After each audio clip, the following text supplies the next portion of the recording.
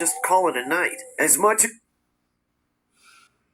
Bro, that's not the Simpsons.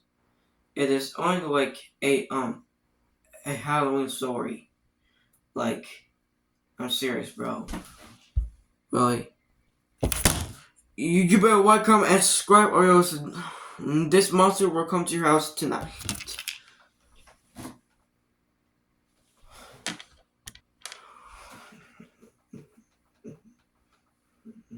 This is Horror Shorts. The Simpsons horror stories. And thank you for making these videos. I don't know why, so I don't know, but yeah. Let's get this party started. Horror Shorts party.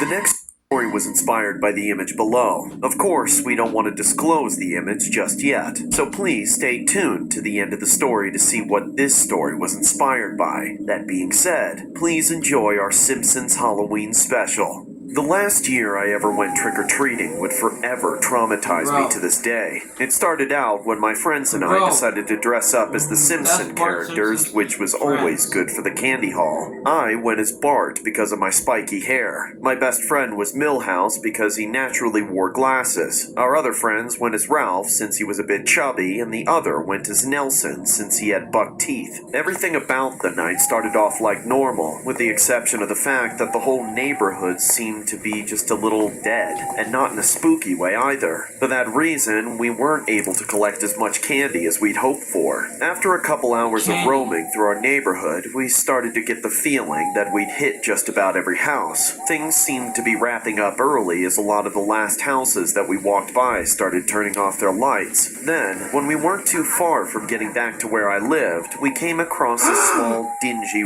rundown house, which was the only house in the neighborhood with their porch lights on. The house didn't have any decorations other than a for sale sign on the front lawn. That's when I asked, "So are we gonna hit up this house or just call it a night? As much as I'd like to beef up this lousy sack, I'm not sure I'm trying to deal with him." Who? Oh shit. I hadn't noticed him at first, but once I did, I couldn't look away. Beneath the porch light stood a man standing in the shadow just behind the threshold. He was dressed as Krusty the Clown, and somehow more deranged looking than anything. Out of all the clowns he could have been, he had to be the one clown from The Simpsons, which made it all seem that much stranger. When he was sure he had our full attention, he held his hand out towards us and curled his finger, beckoning us closer. Of course, none of us were in the mood to take even a single step forward. "Isn't it getting a little late? Shouldn't your sacks have a little more candy than that by now? Obviously, you're not very good trick-or-treaters if you won't even come to my door. You're not scared, are you?" "No way, man, we're not scared. This whole neighborhood is just so empty and lame." "Yeah, and everyone's being all stingy this year. Don't take us for a bunch of wimps, you weirdo. Call me what you want, you little punks, but one thing I'm not is stingy." Then, from just inside the house, the clown grabbed two huge bags stuffed full of candy and hurled them out into the yard. The candy spilled out onto the ground before us, creating a display we couldn't resist. "Whoa, look at that! That's more than all of our candy combined." We were so distracted by the horde of candy that in the very next moment, that crazed clown was rushing towards us and getting in our faces,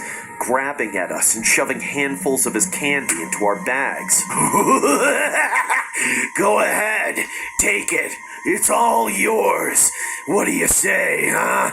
I've been looking to move out of this crummy town for a while now, and I'd love a little help clearing house." "Get away from me, man!" We backed off as quickly as we could and made a bit of space between us and him. "Well, what are you waiting for? I gave you some candy. Why don't you try some of it?" "Nah, I think I've got a few more houses to hit before I can stop for the night. Thanks, though." "Wait, I'll give you more candy than this whole neighborhood. I just want to see you try it. I told you, man, I'm good. I said eat the candy, you snotty little twerp.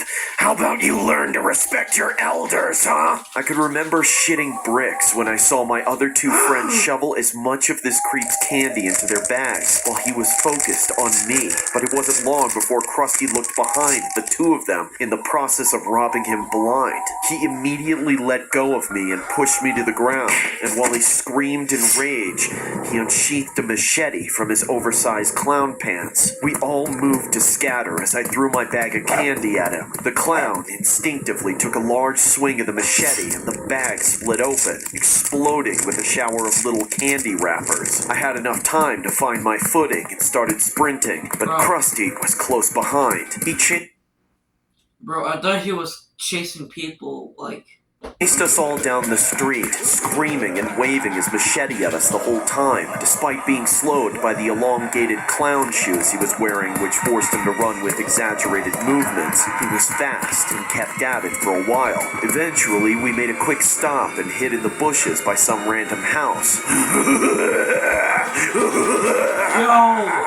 I remember seeing him sprint past us as we held in our breath for dear life. We waited until the coast was clear, in which we slinked out and snuck back to my house. However, we still didn't feel safe. I realized that the house we saw Krusty at was just a few doors down from mine, and after the chase, we were all on edge. All of my friends managed to keep their candy sacks, while I was left empty-handed. I made a quick call to my dad and told him the situation, in which he said he'd be home immediately. After that, we all just sat in the dark, awaiting my dad's arrival.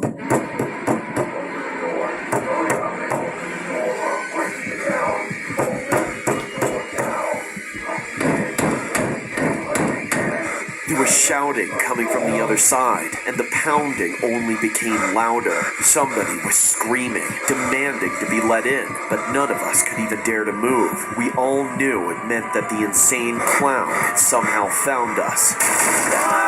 Then, the door gave in and flew open. We all screamed in terror, but soon realized that we were being hysterical. It was only my dad coming home far sooner than I anticipated. He said he forgot his key at the party he just left and thought we were all being attacked. We all had a good laugh, and I apologized for not opening the door and causing him to break it down. Then, just to be safe, he drove all of my friends back to their house. Bro, that's not the house of this, bro, that's not the house. Bro, if you went to this house, bro, you don't want, to, being a very, very hard thing. Bro, I'll take this away, bro, I'm freaking out.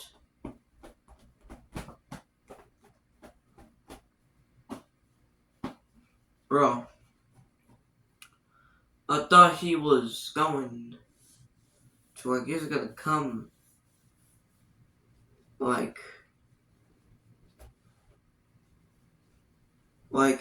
you better like, comment, and you better like, comment, and subscribe to us home. We're censoring it's coming to us, and